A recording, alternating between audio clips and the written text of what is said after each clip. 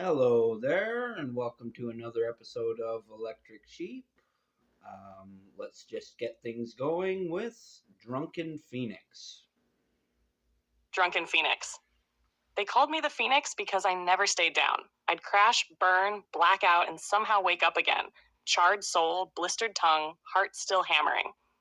Always reborn in some stranger's bathtub, alley, or couch, with the same pounding question echoing in my skull.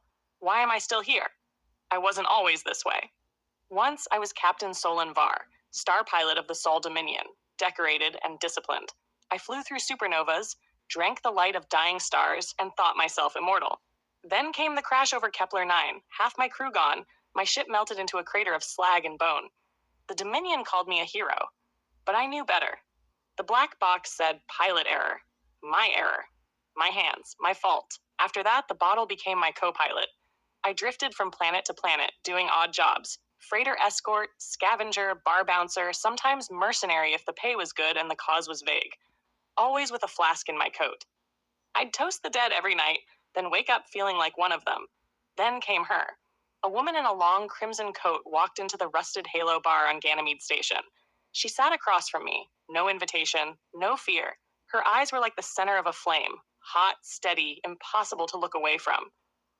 "You're Solon Var," she said. "The Phoenix." "Used to be," I muttered, sipping something that could strip paint off a shuttle hull. She leaned closer. "I have a ship that needs flying. Dangerous job. You'll probably die." "Perfect," I said. She smiled like she'd been expecting that. The job was simple on paper. Smuggle a containment core through pirate territory to the outer colonies. In reality, it was suicide. The containment core wasn't for cargo. It was for a being. A thing sealed inside, pulsing with heat like a miniature sun. We hit pirate fire by the third moon. Plasma rounds tore through the hull, alarms screaming.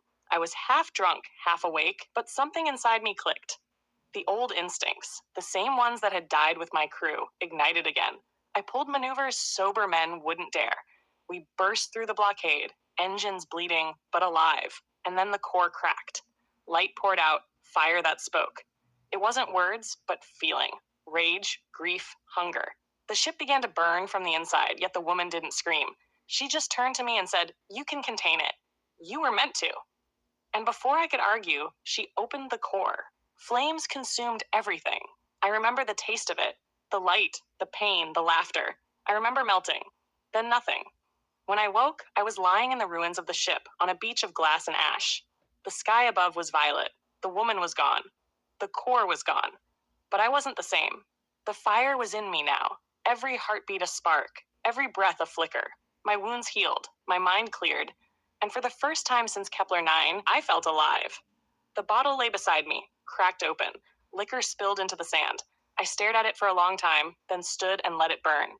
The flames danced up, orange and gold, and I realized they weren't consuming. They were creating. So I walked into the horizon, reborn again. Still a phoenix. Still drunk, but this time on life and the fire that would never die. Well, I really like this story. A lot happens. I would say the title of the Phoenix is really well deserved for this character because even the way he drinks, he's like a phoenix, like constantly going down and coming back up again. It's like what was the line? I toast to the dead at night, and then in the morning I feel like one of them. I really like that line.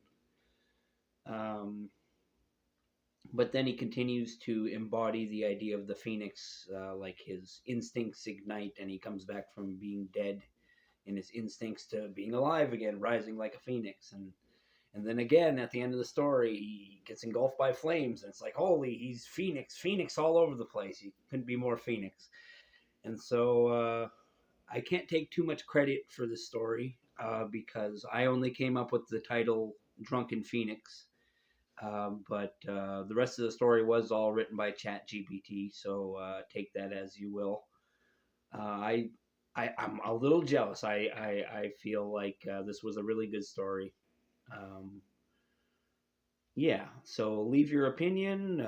Tell me I need to not use AI in my stories, or tell me this is a surprisingly good story for AI. I'm not going to tell you what your opinion is. Um, my name is Joseph Arthur Roszell. I want to wish you all the luck in the world, and I want you to remember that I love you. Peace out.